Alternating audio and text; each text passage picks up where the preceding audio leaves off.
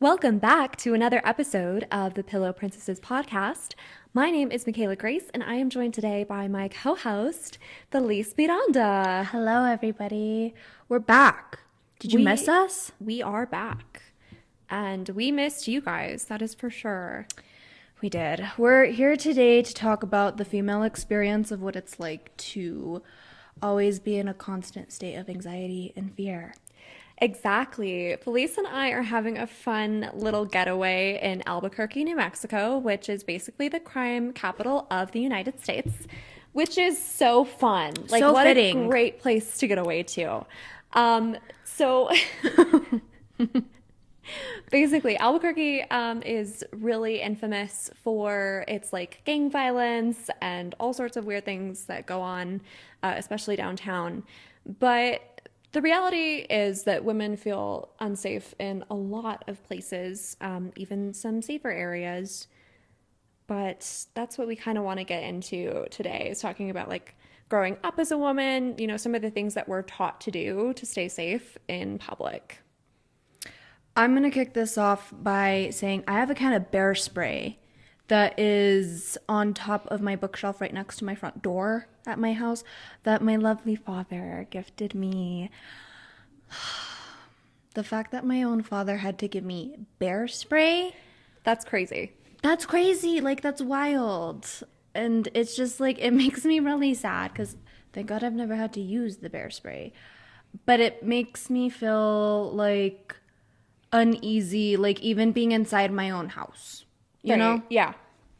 What was something that you learned early on about safety in public? Because for me, I always remember my mom telling me to put my car keys between my knuckles so that if I had to stab somebody, I could just do it, which is crazy, first and foremost. But That is crazy. Yeah. And I still do that to this day. yeah, Like, me too. I was leaving the gym sometime this week and it gets dark out so early. And I was like, okay, like I'm a female leaving the gym, keys between the knuckles, like anywhere I go, even if it's in broad daylight. But I think the first time I was like conditioned at a very young age, like not to trust anybody. Like I think that came from my father being like, you can't trust anybody. Like everybody is inherently evil and people are always looking for ways to hurt you.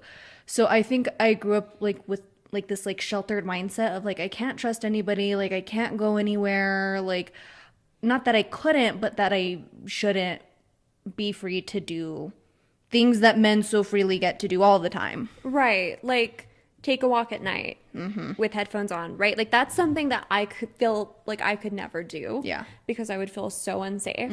Just even listening to music, because I'd be like, what if someone sneaks up behind me? What if you just never know, right? So it's kind of wild how like men experience the world so much So differently than we do. Yeah. Even going to the store. Yeah. Like, I remember when I started living on my own for the first time, like, I was on high alert, like, everywhere, all the time, going as early as I possibly could to, like, avoid people. And now I've gotten a little bit more comfortable. And I think the loud noises from the store bother me. So I usually wear headphones when I go into the store. And my sister was like, you really shouldn't do that. Like, if you're like walking out of the gym, the store, and like walking to your car with headphones on, like anything could possibly happen to you. Like, you have to be like alert and aware. And it's just like such like a sad reality that like you have to constantly be like hyper vigilant. Yeah, totally. Yeah, like same thing. I think you were the person who told me that men were crawling under women's cars and like slashing their ankles, which is crazy. That is wild. And I think one thing too that's important to talk about is it's not good to live in fear per se, but you Right. also have to be prepared. And you kind of have to like think through and be aware of your surroundings because you never know. People are so sick in the head and the things that they come up with, like it's wild. It's true. And the same thing goes for like if you find like a flyer or like money like on your windshield underneath like a windshield wiper, don't pick it up. Don't like go and get it. Like that's often a ploy to get you to be distracted. And so get in your car, safely mosey on your way. And when you're in a safe place, you can then like check it out. But yeah, I think to Michaela's point, to not like operate from a place of fear, but to just be prepared, which is such a fine line. Like, how do you find like that balance for yourself? Oh, that's such a good question. I think I use the techniques that I was taught from a very young age. I Before I even leave the grocery store, after I check out and everything, I will find my keys in my purse before I step foot into the parking lot so that I'm not making myself a vulnerable target by like sifting through all of my shit in my purse. So I think, again, just like practicing those techniques on a daily basis and just being very vigilant and trying to be aware of my surroundings. Yeah. But also trying not to catastrophize everything where I'm like, oh my gosh, like someone's going to come after me. Right. Yeah, I think it's just that preparation mindset over anything. Just like kind of formulating a plan in my head ahead of time, and then you just kind of like think to yourself, okay, this is what I would do in that situation. Right. So that way you're just like ready to go if something happens, but you don't have to necessarily live in fear. Right. Right. And it's such a fine line. I think like I do very similarly to you. Like when I'm leaving the gym, I'm like, okay, I have my keys in between my knuckles. I have my hydro flask in my hand, so if anybody comes up to me, I whack them in the head with my hydro flask. Like, it's so silly that you have to, like, think about these things, but, like, it's so much better to be prepared than be caught off guard. Right. Big time. I've always wanted to take, like, a self-defense class. I feel like that would be really helpful. But, like, the things that I've learned also are to, like, kick people or hit people in the throat. Yes. I've heard that that's supposed to be helpful. Of course, like hitting people in the junk. Also, if someone's like chasing after you to do things that are really gross, like either just like literally just like start like picking your nose or doing something that's really gnarly and nasty to deter them. And it's crazy, like the lengths that women have to go to. Like literally, like I've seen like women like bark at men. Yeah.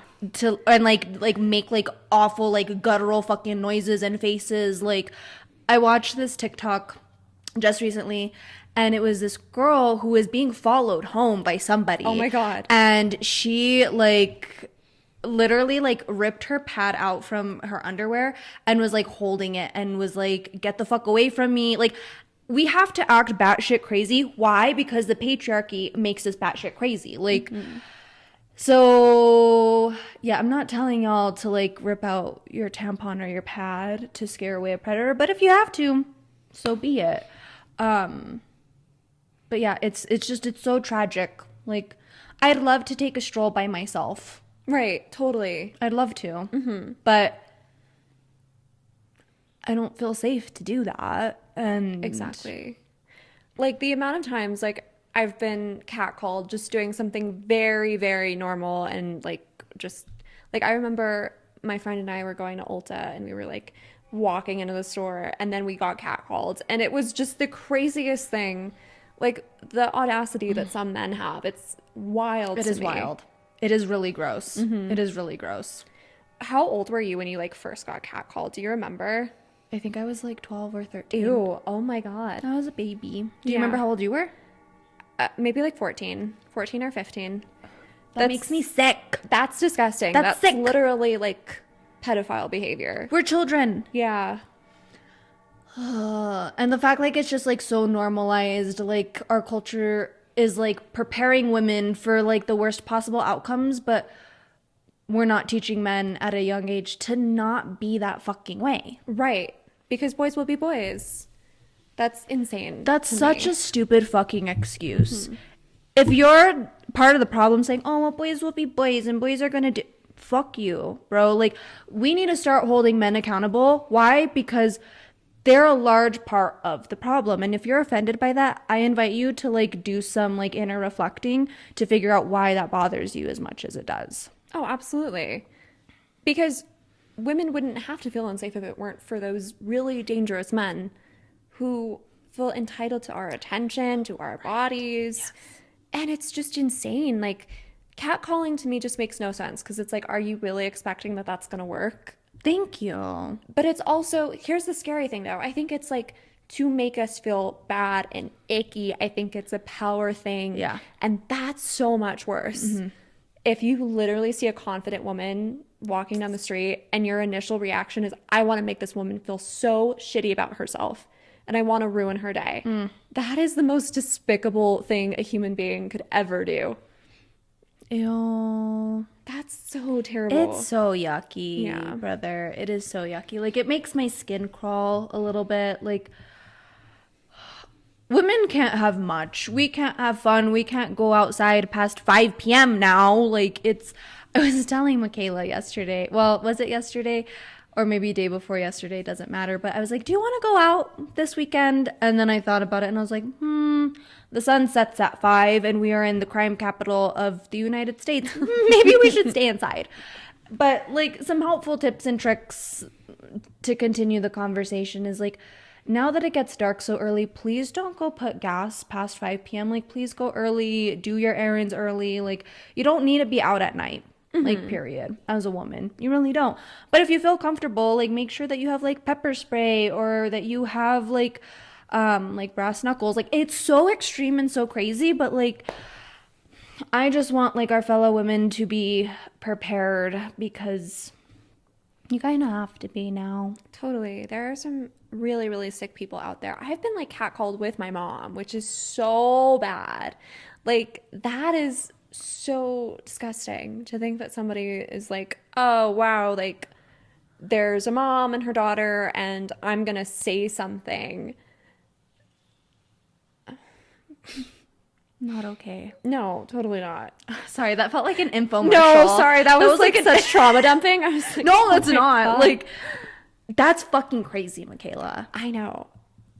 That is like, What was your mom's reaction? Do you remember? she, I think, was pretty like disturbed. And it's like one of those things too where it's like so disturbing you don't even want to acknowledge it. Right. Like, you just want to like move past it as soon as possible because it's, you can't even fathom that another human being is that horrible. Right.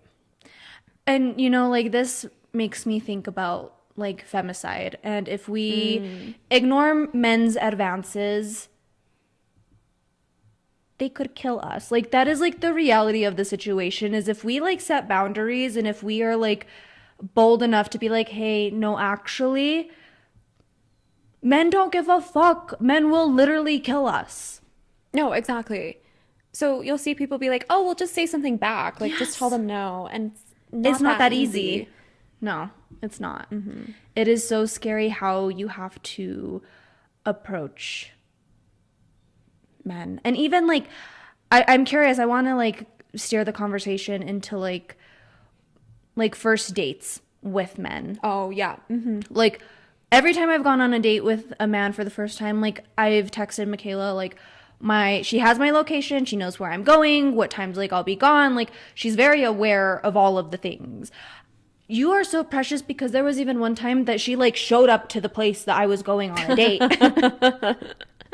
with her now fiance to make sure that I was okay. That was a unique situation, but regardless, like, if you're going on a first date with somebody that you don't know, please meet in a public place where there's lots of people. Like, don't let that person like go and pick you up at like your house. Meet them in public. Make sure a friend knows where you're at. Like, maybe some people would think, oh yeah, well, like, that's common sense. But like, for the younger generation especially, like, please, like, that is so important to know. Especially with the internet and catfishing being so prevalent. Yes. Like, that is really, really scary. Like, I literally met my fiance online. And like, we met over Hinge, so there's like that verification process and stuff. But even with that, like, I definitely remember texting you, like, any dates I went on. Yeah. And it is really helpful to have a friend who can literally be undercover while you're on a date, because it's just like nice to know that you're a little safer. Right. No, actually. Like, I remember you being like, is that weird if I like go with you? And I'm like, no, I would feel much safer if you did go with me. Yeah. And it's like kind of fun because now we have a little fun story time to share. I know. Totally. But if your friend can't be there in person, then literally just sharing your location, just sending the details of your date, sending like info on who you're meeting and what they look like. Right. And that's like crazy that It's you crazy. have to go to that level.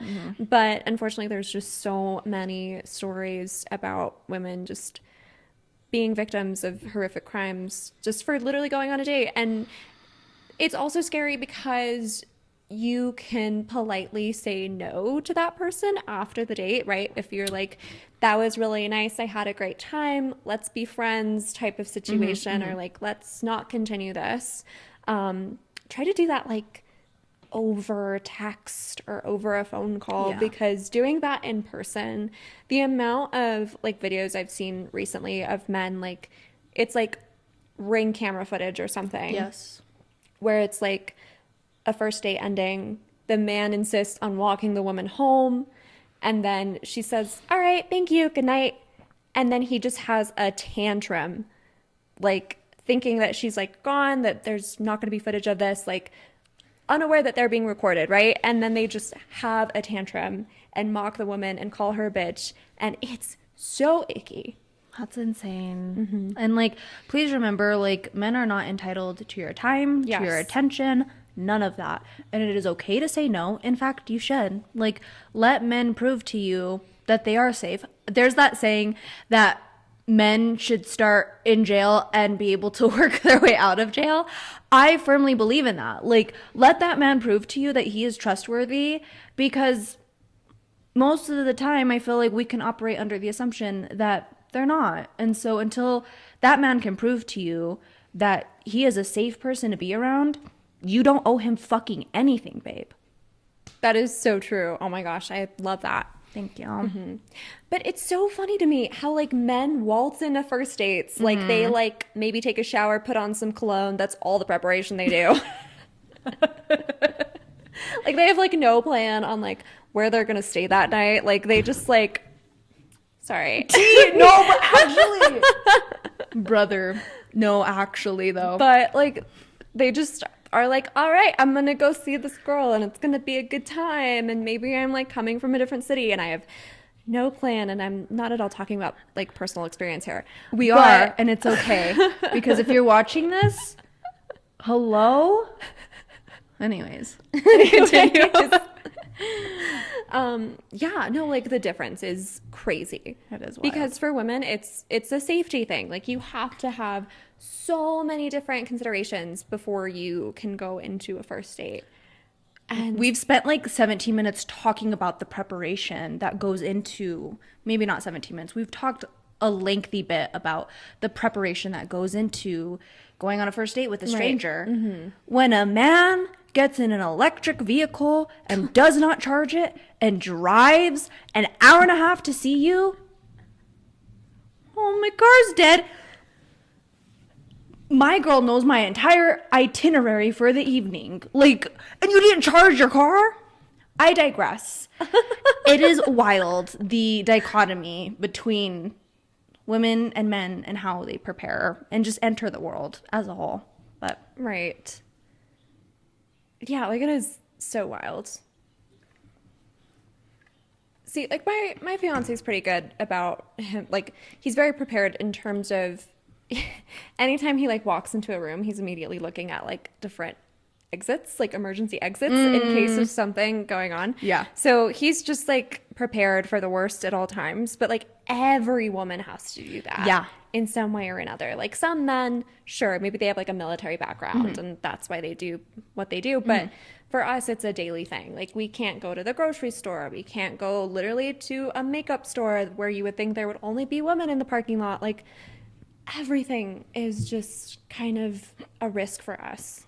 it really is. I think at a young age, like my dad told me, he's like, I sit with my back against the wall because like I want to know where the exits are. I want to see who's like approaching me. And like to this day, I cannot like sit with like myself like exposed. Like I have to like be against something because, and it's like it's not a bad thing to be that way. Like Right. it's good to be that way. I think if you're not operating from a place of fear, I think you're just acting a lot smarter. And especially like in today's age, like you don't know if somebody's like gonna come into like a fine dining establishment and shoot up the place. Right. Like, so being prepared for the worst. Yeah, no, totally. Even when we were shopping earlier today and there was like only that one man in the store. Yeah. And I was like, okay, how do we like just monitor the situation, but like just continue to act natural? Like it's a whole balancing act too, where it's like you don't want to act afraid or you don't want to like draw attention to yourself. Right. So you kind of just have to be like, all right, I'm just going to continue to do my thing. But you also have to like keep an eye on that individual because what are they going to do? What are they going to say? Like, it's just so difficult at times. I'm tired of being hyper vigilant, I girl. know, like I'm that's the tired. thing. And then like this man that was there ended up being super lovely and we had a great conversation with him. But it's just so like, it's like, don't talk to me, don't look at me. You just never know what's going through someone's head. Right. And that's so terrifying. It is. It really is. And I think that's why so many women are just like burnt out and tired because the majority of us are like hypervigilant and have a general anxiety disorder. Like, I'm generalizing here, but it's just really, really challenging to be a woman. It always has been, and it still is. And I'm hoping that by talking about these things and making light of the situation, like we can bring like awareness to like the younger generation and hopefully like men listen to this and like take this into account and try and figure out like how can I be better? How can I like support women? Because they're kind of always struggling a little bit. Right, absolutely. And if you are a man who treats women respectfully and who makes women feel safe and genuinely cares about their well-being, then thank you. We need more people like you in the world. We really appreciate you. And I think one way that you can help is call out your buddies when they say something that's like really shitty about a woman. Just be like, yo, Chad, that wasn't cool. Like, Yeah, fuck you, Chad. fuck you, Chad. Like, what the fuck are you talking about, man? Like, Women's rights are fucking rad, brother. exactly. So, yeah, I think that's everything I wanted to chat about for today. Yeah, I think me too. I think we ended it on a good note. Fuck you, Chad. Please do better. But anyways, thank you so much for listening to this episode. I really hope that you got something out of it.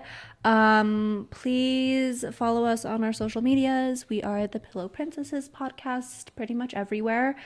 Yeah. All right, thank you guys. We will see you in the next episode. Bye. Bye.